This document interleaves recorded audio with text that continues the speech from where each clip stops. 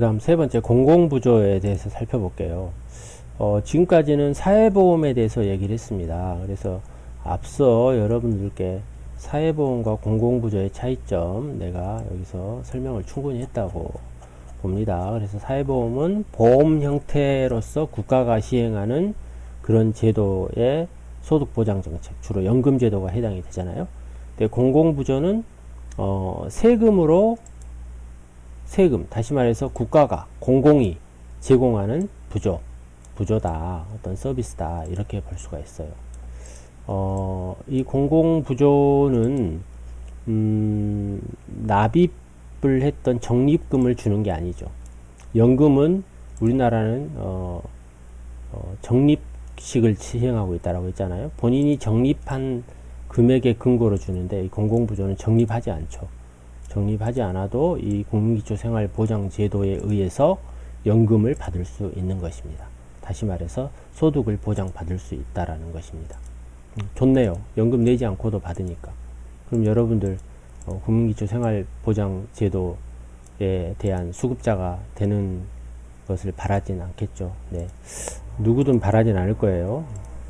하지만 그럼에도 불구하고 국가의 입장에서는 그만큼 어려운 사람들에게 국민기초생활보장제도를 만들어 놓고 그 제도에 의해서 소득을 보장해주는 것을 실시하고 있는 것입니다. 그래서 국민들 중에는 생활보호를 필요로 한다든가 또 생계가 필요하다든가 또 이런 사람들이 있어요. 아주 열악한 환경에 있는 그런 사람들을 돕기 위해서 지금 이런 연금제도를 국민기초생활보장제도에 의한 연금을 실시하고 있습니다. 자, 그 종류를 한번 볼까요? 국민기초생활보장제도는요, 연금이라고 하지 않고 급여라고 합니다. 급여. 우리가 급여라는 단어는 뭡니까? 뭔가 베푼다, 또 생활비를 급여한다, 뭐 월급을 준다, 뭐 이런 뜻을 가지고 있잖아요. 네, 그래서 뭔가 돈이나 물건을 대어주거나 베푼다, 이런 것이죠. 그래서 월급과도 같은 뜻입니다. 그래서 국가가 제공해주는 급여, 국가가 제공해주는 서비스, 이런 것들이라고 이런 뜻이라고 볼 수가 있는 것입니다. 그 중에 이제 생계급여가 있는데요. 생계급여, 생계비라고 하죠. 생계비. 그래서 주로 생계급여는 식비가 많이 들어가 있고요. 피복비, 옷 입는 거. 그래서 국가는 국민들의 입고 먹고 하는 비용을 최소한으로 정해놓은 겁니다. 최소한 이 정도는 줘야 되지 않냐, 이렇게 보는 거죠. 그러니까 아주 열악한 경우입니다. 한 사람이 혼자 1인 가구일 때는 약 한 43만원 정도, 그 정도 줍니다. 네, 2인 가구는 더 적게 줍니다. 80몇만 안 줍니다. 네, 주거급여, 네, 주거비입니다. 또 집수리비, 이런 거. 실제로 혼자 사는 사람들에게 주거급여를 주는데요. 국가가 줍니다. 여기 현금, 현물이라고 나와 있는 건 뭐냐면 돈으로도 주고요. 때로는 집으로도 줍니다. 네, 그렇기 때문에, 이거를, 주거라는 것은, 어떤 사람에게는 전세비 이런 것도 줍니다. 네. 전세비 이런 것도 주고요. 그 다음에 교육급여. 네. 국민기초생활보장제도에 해당되는 기초수급자들에게는 학비, 네. 교과서비, 학용품비도 주네요. 네. 그 다음에 해상급여. 네. 아이 낳을 때 출산금, 네. 누군가 돌아가셨어요. 장제비, 네. 장제급여. 또 자활급여가 있는데요. 이거는 자활할 수 있다는 건 뭐예요? 취업할 수 있다. 스스로 취업하고 알선한다. 예. 현금과 현물이 있네요. 현금은 돈으로 주는 겁니다. 예. 자활근로비, 취업지원비 이런 거 주는데 돈으로 주지 않고 서비스로 주는 것. 이건 현물이라고 합니다. 현물. 예. 알선을 해주는 것. 현물이라고 합니다. 또 교육을 해준다. 공짜로 교육해준다. 돈이 들어가긴 해요. 근데 본인한테는 안 주죠. 교육을 받을 수 있는 자격을 주는 거. 현물이라고 합니다. 네. 의료급여. 네. 현물입니다. 이건 뭐냐면 서비스를, 그러니까 병원 가는 거 공짜예요. 그 뭡니까? 서비스를 받을 수 있죠. 현물입니다. 돈으로 주지 않아요. 병원비 얼마 줄게 이렇게 하지 않고 아파요? 그럼 병원 가세요? 하지만 병원비는 안 내도 됩니다. 국가가 내줄 거예요. 이렇게 보는 거죠. 네. 그래서 현물과 현금 차이가 있으나 서비스도 네, 현물이다. 이렇게 보는 것입니다. 네, 대상자, 네, 수급권자와 수급자인데요. 뭐 같은 말이에요. 하지만 법적으로는 달라요. 수급권자란 국민기초생활보장법에 따른 급여를 받을 수 있는 자격을 가진 사람. 수급자란 법에 따른 급여를 받은 사람을 말해요. 뭐 같은 말이죠. 네, 그냥 같은 말이라고 생각하면 돼요, 여러분. 네.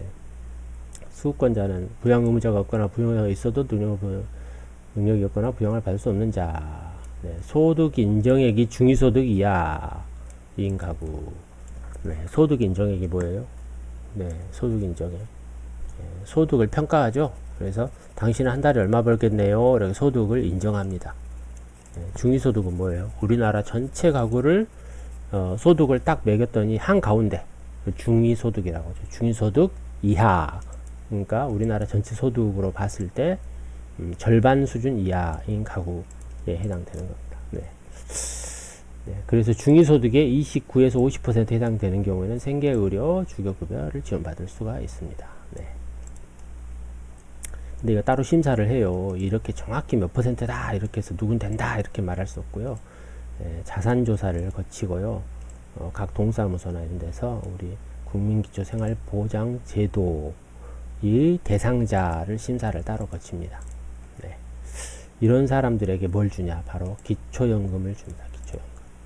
네. 그러니까 무슨 얘기냐면 국민기초생활보장제도에 의한 소득으로서는 앞서 얘기한 어디 네네네 여기 급여 종류 하나 둘셋넷 다섯에서 7개의 급여를 소득처럼 줍니다. 돈은 안 주지만 현물로도 주잖아요. 또 현금으로도 주죠. 네, 이렇게 현금으로도 주잖아요. 네. 그 다음 두 번째가 기초연금입니다. 공공부조 두 번째 기초연금. 네. 기초연금. 네. 박근혜 정부 때 만든 겁니다. 네. 당시에 뭐 그래서 노인분들이 많이 지지를 해줬다 뭐 이런 얘기도 있어요. 모르겠어요. 근데 그렇게 뭐 평론하는 정치학자들도 있어요. 네. 그래서 기초연금은 국민연금하고 달라요. 국민연금은 본인이 냈던 금액에 기초해서 적립된 금액에 기초해서 주는데 이 기초연금은 자산조사를 거쳐서 줍니다. 그러니까 무슨 얘기냐? 쉽게 말하면 가난한 사람들에게 주는 연금이 기초연금이다. 이렇게 볼 수 있습니다. 부자들은 받을 수 없어요. 그리고 소득을 다 나눕니다. 다 나눠가지고 가장 소득이나 재산이 없는 사람들에게는 연금을 좀 많이 주고 기초연금을 많이 주고 소득이 조금이라도 있다든가 아니면 재산이 좀 있다든가 그런 분들은 기초연금을 조금 줍니다. 그래서 노인에게 기초연금을 지급해서 안정적인 소득 기반을 만들어 놓는 것을 얘기를 합니다. 네. 대상 및 선정 기준을 볼까요? 소득 하위 70%에 해당되는 만 65세 이상 노인에게 월 20만원 이상을 지급하는 것으로 시작했어요. 네, 시작했어요. 당시에는. 그러나 네, 지금은 다릅니다. 그래서 뭐 소득 인정 기준계획 뭐 이런 거 있는데 이건 뭐 중요하지 않고요. 네, 이런 기초연금 제도가 있다. 그런데 연금액은 네, 이것도 뭐 있는데 이것 부분 중요합니다. 여기는 2020년 그러니까 올해죠. 올해 1월부터는 월 최대 30만원 최대 30만원의 기초연금을 받을 수가 있어요. 그리고 이거를 소득 하위 20%에서 40% 아까 중위소득 여러분께 설명했죠? 중위소득. 네, 중위소득. 우리나라 전체의 소득을 내서 평균을 냈어요. 그래서 중간보다 아래 최하위 20에서 40%까지는 월 30만원의 기초연금을 받습니다. 네. 네. 그래서 2020년 올해부터는 162만 5천 명이 네, 30만원을 받게 됐습니다. 축하해야 될까요? 네. 어쨌든 뭐 축하할 일은 아니지만 잘 됐죠. 예. 조금이라도 더 받을 수 있으면 좋은 거죠. 네. 네. 그리고 그 다음으로 이제 경로연금 제도가 있었어요. 네. 기초연금 제도가 생기면서 없어져 버렸죠. 사실 기초노령연금법이 2007년도에 제정됐었어요. 그런데 기초연금이 노령연금이었었어요. 당시는. 그런데 기초연금으로 통일이 돼버렸죠. 어찌됐건 노령연금이 만들어지면서 경로연금 제도는 없어졌다. 네, 폐지됐다. 이렇게 과거에 이런 제도가 있었다. 네, 이겁니다. 그 다음에 기타 간접 지원 제도도 살펴보도록 하겠습니다. 이어서 네, 경로우대. 여기는 아까 맨 처음에 여러분 맨 처음에 표가 나왔잖아요. 네네, 여기 나왔잖아요. 네, 기타 간접 뭐 이런 거죠. 여기에 대해서 이제 구체적인 설명을 지금부터 한다는 거예요. 네, 기타 간접 제도, 경로우대 제도. 뭐 대표적인 것이 뭐 노인분들에게는 뭐 박물관 이런 데 공짜잖아요. 뭐 국립공원 돈 내요. 사실 젊은 사람들 가면 돈 냅니다. 뭐 속리산 국립공원, 뭐 내장산 국립공원, 설악산 국립공원 이런 데 가면은 입장료가 있어요. 입장료 뭐 3,000원 받나? 하여튼 그 냅니다. 근데 공짜입니다. 네, 고궁 입장료 냅니다. 뭐 경복궁 이런 데 가면 냅니다. 네, 공짜입니다. 네, 이런 것도 공짜예요. 네, 지하철 네, 공짜입니다. 무임승차라는 말이 더 멋지나요? 네, 어쨌든 공짜예요. 공짜. 네. 각 교통수단 간에 뭐 환승요금 네, 이것도 안 냅니다. 네. 그리고 버스요금 할인 이건 안 돼요. 요즘 버스요금이 아까 앞선 과거에는 이게 이제 그 버스요금을 따로 줬었어요. 근데 기초연금이 만들어지면서 기초연금 얼마 준다고 했어요? 30만원 준다고 했잖아요. 이 안에 교통비까지 다 들어있습니다. 네. 그런데 지하철은 공짜다? 그래서 이게 좀 맞지 않다. 이런 논란이 있어요. 어쨌든 간에 현 제도는 지하철은 무료입니다. 네. 그리고 버스요금 네, 할인해줘요. 약간 할인해줍니다. 네. 철도 할인해줍니다. 네, 50%. 뭐, 네. 무궁화호 30%. KTX 네, 30% 할인해줍니다. 비행기 10% 네, 할인해주더라고요. 네. 네. 그 다음에 또 두 번째, 간접 지원제도 두 번째, 세제 감면 제도입니다. 노부모를 돌봐요. 노부모를 보호자로 해요. 노부모를 부양자로 등록을 해요. 또 의료보험증에 부양자로 기입이 돼요. 그렇게 되잖아요. 그럼 세금을 감면해줍니다. 네. 상속세 조금 까주고요. 네. 양도소득세 좀 면제해주고요. 소득세도 좀 빼주고요.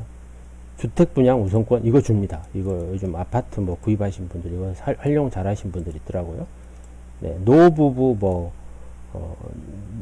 노인 부양 뭐 특별 공급 뭐 이렇게 해가지고 그걸 특공이라고 하더라고요. 특별 공급을 줄여서 특공. 네, 노인 부양 특공. 그래서 뭐 인기 있는 아파트 단지 이런 거 굉장히 혜택 보면 줄 수 있습니다. 경제적인 어떤 혜택이 될 수도 있어요. 네. 그리고 노인 돌보잖아요. 가족수당. 네. 네, 가족수당에 해당이 돼서 가족수당의 일부를 수당으로서 월급 받으신 분들 수당으로서 지급을 받을 수가 있습니다. 네. 뭐 상속세 공제 뭐 이런 거 뭐 구체적으로 우리가 뭐 얼마를 할인해 준다 이런 것까지는 한번 여러분들이 한번 살펴보시고요. 네. 여기까지 기본적인 간접 소득 보장 지원 정책까지 다 살펴봤어요. 그러면 이제 마무리로 앞으로 이 노인 소득 보장 제도의 개선 방안은 어떤 것이 있느냐 우리가 우리나라의 상황입니다. 그래서 이제 연금 재정의 안정화가 좀 필요하지 않냐 이렇게 보는 건데요. 왜 그러냐면 아직도 뉴스에 나와요. 국민연금 고갈되지 않냐 뭐 그러면은 뭐 지금 젊은 분들이 연금 다 내가지고 나중에 노인분들이 다 받는 거 아니냐. 네, 사실입니다. 사실인데요. 지금의 이 시대를 만든 분들이 바로 노인이다. 이런 생각을 좀 가졌으면 좋겠어요. 네, 그런 생각을 가지면 좋겠다는 거죠. 그리고 사회적 인식이 좀 전환이 됐으면 좋겠는데 뭐 지금하고 다른 획기적인 정책이 좀 필요한데요. 획기적이다. 뭐가 획기적일지는 모르겠어요. 그러나 네, 그 획기적이라는 것이 아까 얘기했던 어차피 노인은 소득이 없어요. 그렇다면 그 노인들의 소득을 어느 정도 보장해 줘야 되는 그런 정책을 만들 수밖에 없거든요. 그러면 이것이 사회적 책임이다. 그리고 지금 이만큼이라도 살게 해줬던 것이 어쩌면 노인들이 그동안 못 먹고 못 입고 희생했던 거 아니냐, 이런 인식도 좀 필요하지 않나. 네. 그런 것도 좀 필요할 것 같아요. 네. 그래야 사회적으로 합의가 되지 않겠어요? 그 다음에 공공부조 범위 확대. 이 또한 여기 비슷한 건데요. 사회적 합의, 노인들을 돌봐야 줘야 된다라는 그런 공공부조, 세금으로 쓸 수 있는 공공부조. 자, 공공부조 거듭 얘기했습니다. 세금으로 서비스를 제공한다. 세금으로 부조한다. 네. 범위를 확대하자라는 거죠. 국민을 대상으로 급여를 제공해야 되는데 일부만 됐다? 선별되어서 많은 사람이 제외됐다? 이것은 이제 뭔가 이제 우리 이제 사회복지 개론 시간에 여러분 배웠던 선별주의와 보편주의하고 연관이 된 건데요. 네, 보편주의. 보편적으로 전 국민에게 해당이 되냐? 아니면 선별해서 일부만 줘야 되냐? 이것은 이제 보편주의적 차원에서 얘기한 거죠. 그래서 확대하자. 그런 얘기입니다. 네. 이해가 됐을 거예요. 네. 연금 지급 방식을 전환하자. 이게 뭐냐면요. 현행 연금 제도는요, 일시금 제도가 있어요. 아까 앞선 여러 제도 설명했잖아요. 제가 화면을 좀 바꿔볼게요. 여기 보면은 뭐 퇴직연금, 뭐 일시금 막 이런 거 있잖아요. 여기도 보면은 뭐, 네, 일시금 있잖아요. 이런 것들을 전부 일시금으로 주지 말자. 그 얘기입니다.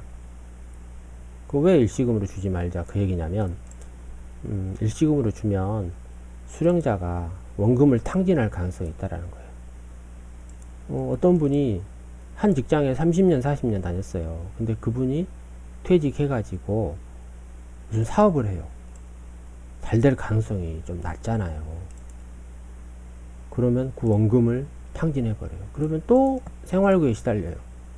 그러면 또 국가가 사회 문제를 또 해결하기 위해서 또 다른 연금을 또 내놔야 돼요. 그분이 기초연금 대상자가 많이 안 줘도 되는데 그분이 탕진해서 생활고에 시달려서 망해버렸으면 국가가 또 세금으로 그분을 또 돌봐줘야 되잖아요. 그렇기 때문에 일시금을 없애고 분할 방식으로, 연금 방식으로 매달 조금씩 주는 방식으로 바꾸자, 그런 얘기입니다. 그 다음에 국민연금이 투명하게 운영돼야 된다. 네.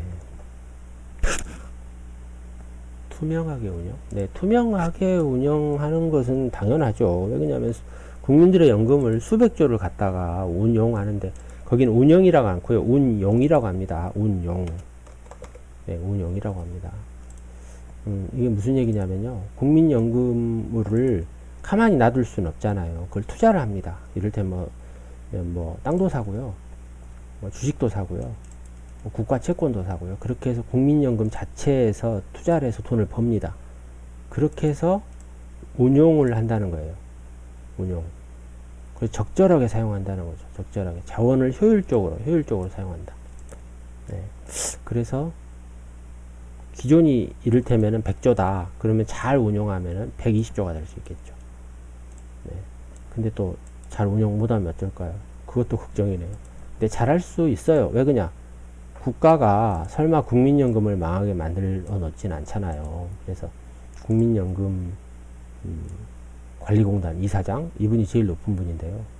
이분이 개발도상국에 가면은요, 장관, 대통령 이런 분들라고 만나요. 왜 그러냐면 전 세계에서 가장 많은 연금을 적립해 놓은 나라가 대한민국이기 때문에 수백조의 돈을 운용해야 되니까. 네, 잘 운용되기를 바랍니다. 사적저축의 증대. 이건 무슨 얘기냐? 아까 어떤 할아버지가 29,900원에 다 해결해주는 그런 보험을 이제 만들고 또 그것을 잘할 수 있게 해주자. 뭐 그런 얘기예요. 그래서 스스로 노후를 대비를 하자. 국가만 믿지 말고 스스로 노후도 대비를 해라 라는 거죠. 네. 네. 그 다음에 국민기초생활보장제도를 보완해라. 아까 뭐 7가지 저기 급여 제도 나왔잖아요. 여기. 네. 7개. 이 급여를 보완하라는 거예요. 근데 글쎄요. 그것도 국민의 사회적 합의가 필요해요. 네. 그래서 의료비 지출이 일반 가구에 비해 이 국민기초생활 가구가 훨씬 더 높다라는 거예요. 그래서 그걸 좀 더 보존해 주면 안 되냐 이 얘기인데, 이미 현물로서, 현금이 아닌 현물로서 제공하고 있죠. 그 점도 논란이 될 것 같아요. 네. 그래서 공짜다. 이분들 의료비 공짜입니다. 어떤 수술인지 다 공짜거든요. 네. 그래서 현물로 제공해 주는 겁니다. 여기 나와 있는 개선 방안은요, 누군가 개선을 하자라고 주장했던 여러 그 의견들을 다 모아놓은 겁니다. 그래서 꼭 이게 다 맞는 정답은 아니고요. 네. 이런 개선 방안들을 제시할 수 있다. 이렇게 하나의 예를 들어서 여러분들께 소개하는 것입니다. 네, 참고문은 이렇게 썼고요. 해결할 문제 봐볼까요? 공적연금 재정 문제가 심각하다는 거죠. 이건 어디 뉴스에나 나오는 거거든요. 그러니까 국민연금 다 고갈됐다. 뭐 이런 건데 어떻게 해결해 볼까요? 어떻게 해결해 볼까요? 사적연금을 협력한다는 방법. 네, 사적연금을 가입한 사람들은 세제 혜택을 주는 방법. 연금이요, 원래 3층 구조라고 있어요. 네, 1층 구조는요, 아까 앞서 얘기했던 공공부조에서 얘기했던 기초연금 같은 거 1층 구조라고 해요. 그 다음 2층 구조가 뭐냐면은요, 사회보험이에요. 국민연금 같은 경우에. 그 다음 3층 구조가 바로 이 사적연금입니다. 다시 말해서 개인연금, 뭐 사적연금, 뭐 사보험, 이런 거 다 똑같은 말인데요. 네, 개인연금. 개인들이 연금을 냈잖아요. 매달 따로 보험회사에다가. 그것은 의무가 아니에요. 개인들이 하고 싶으면 하고 말고 싶으면 마는 건데, 그렇게 한다면은 3층 구조가 된다는 거죠. 1층은 공공부조로서 제공하는 기초연금, 2층은 사회보험으로서 제공하는 국민연금, 3층은 개인들이 가입한 개인연금. 이렇게 3층 구조로 만든다면 가장 완벽한 연금 형태다, 이렇게 얘기를 할 수 있어요. 나중에 여러분 사회복지 정책론의 시간에 이 연금의 3층 구조는 좀 더 구체적인 설명을 해보도록 할게요. 네, 그 다음에 노인 소득 보장이 여전히 낮은 상태다. 이거 소득 보장 어떻게 높여볼까? 내가 어떻게 하겠어요? 하지만 노인 소득 보장 우리 한번 생각해 보자고요. 예, 노인들에게 직업을 주면 어떨까요? 노인들에게 일자리를 주면 어떨까요? 일자리. 노인들이 할 수 있는 일자리가 있을 것 같아요. 그런 일자리를 만들어주면 어쩌면 노인들의 소득을 좀 더 보장해 줄 수 있지 않을까? 근데 저는 이런 생각도 해봤어요. 노인들이 이 소득을 보장할 수 있는 경제 활동에 국가가 일부러 일자리를 만들 수도 있어요. 그런데 노인들이요, 조그만한 채소 같은 걸 재배하면 어떨까요? 그분들은 그런 경험이 많잖아요. 채소도 재배하고 뭐 과일도 좀 재배하고 이렇게 해서 그 재배해서 채소를 먹는 그 기쁨, 이거 우리 젊은 학생들은 잘 모를 수 있는데요. 그 기쁨이, 그 즐거움, 이런 것들이 있더라고요. 예. 있다라고 해요. 예. 있다라고 해요. 저도 잘 안 하지만. 예. 그런데 그런 것을 참여하고 거기서 조금이라도 소득이 보장되고 또 소득이 세이브된다. 다시 말해서 그러니까 상추를 사러 가면 상추 한 다발에 뭐 1,000원이다.